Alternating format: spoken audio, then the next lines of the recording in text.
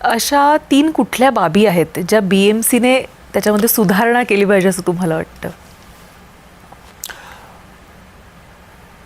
म्हणजे 3 विभाग म्हणता की अशा 3 गोष्टी किंवा आपण काम करत असताना येणारे असे 3 अडथळे की जे प्रशासकीय लेवलला चेंज त्याच्यामध्ये काही आला पाहिजे असं तुम्हाला वाटतं?